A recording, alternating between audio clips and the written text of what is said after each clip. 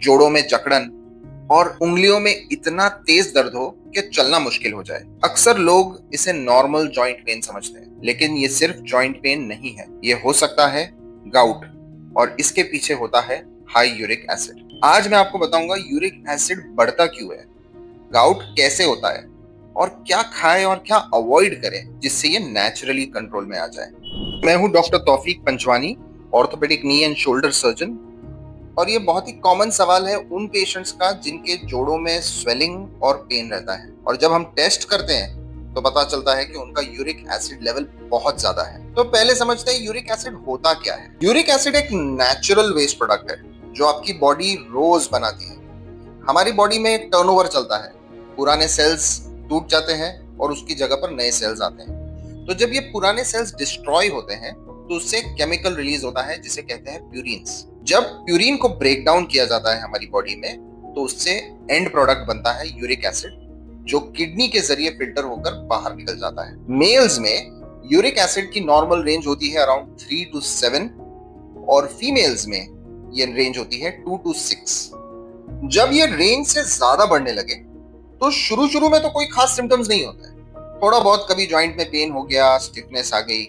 लेकिन अगर लंबे समय तक यूरिक एसिड अपनी रेंज से ज्यादा रहे तो ब्लड में एक्सेस यूरिक एसिड क्रिस्टल्स बना देते हैं, और ये क्रिस्टल्स जॉइंट में जाकर जॉइंट को जाम कर देते हैं। स्पेशली जो पैर का अंगूठे के नीचे वाला जॉइंट है, जिसे ग्रेट टो के नीचे वाला जॉइंट कहते हैं, वहां पर ये दर्द शुरू हो जाता है और फिर बाकी जॉइंट्स में भी आता है।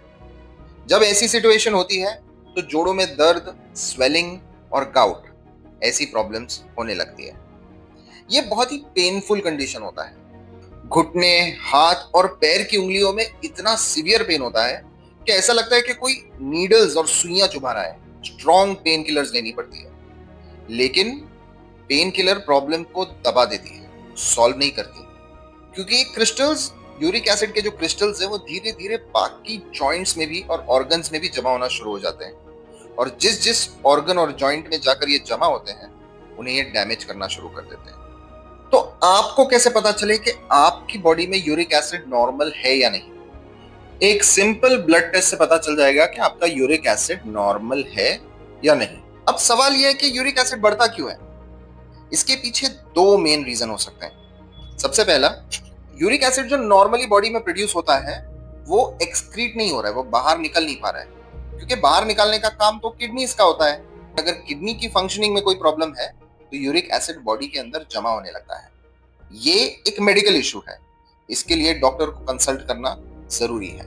और जो दूसरा मेजर रीजन है, और वो काफी कॉमन है, वो है कि बॉडी में यूरिक एसिड जरूरत से ज्यादा बन रहा है। और इसका सबसे इंपॉर्टेंट रीजन है हमारी डाइट, यानी हमारे खाने पीने का तरीका। हमारी डाइट का डायरेक्ट इंपैक्ट पड़ता है हमारी बॉडी के यूरिक एसिड लेवल्स पर। तो अगर आपका यूरिक एसिड लेवल हाई है तो ये 5 चीजों को आपको स्ट्रिक्टली अवॉइड करना चाहिए। आइए देखते हैं वो क्या है। सबसे पहला, non vegetarian food, red meat, chicken, fish या एग्स। इनमें प्रोटीन और प्यूरिन्स ये काफी ज्यादा क्वांटिटी में होता है।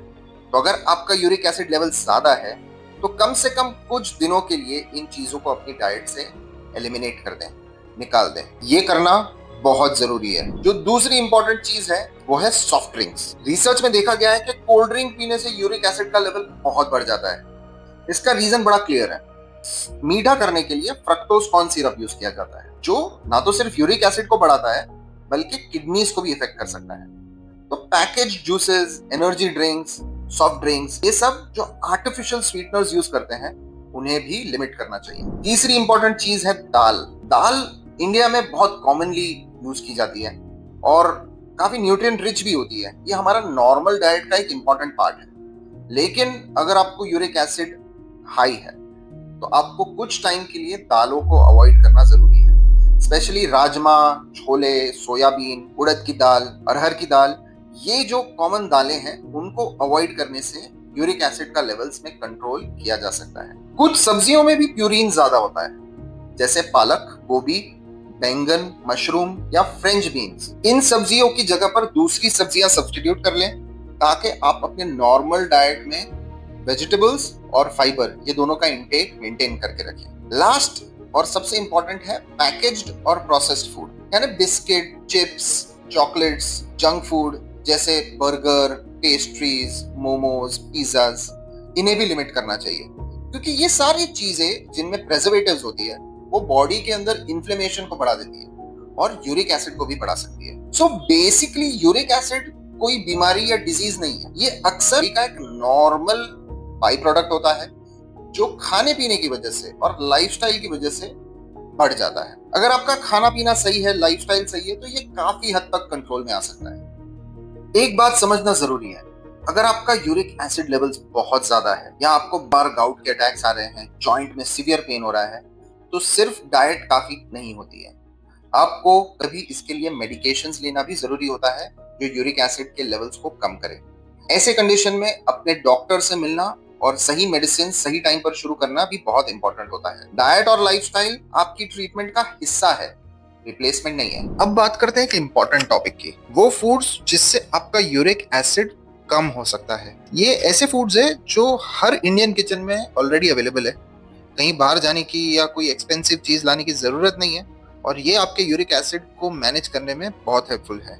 सबसे पहले सबसे बेसिक चीज पानी, यानी हाइड्रेशन। पानी सुनने में बहुत सिंपल लगता है, लेकिन एक्चुअल में वो बहुत इंपॉर्टेंट है। अच्छी हाइड्रेशन से अपनी किडनीज बेहतर काम करती है, किडनीज अच्छे काम करेगी तो यूरिक एसिड का फिल्टर आसानी से होगा। दिन में कम से कम 3 से 4 लीटर पानी पीने का टारगेट रखें और देखेंगे कि आपके यूरिक एसिड लेवल्स में कितना इंप्रूवमेंट होता है। दूसरी चीज दही या छाछ, ये एक बहुत ही अच्छा फूड है इंडियन किचन के लिए, जो मल्टीपल स्टडीज में बताया गया है कि यूरिक एसिड के लेवल को कम करने में हेल्प करता है।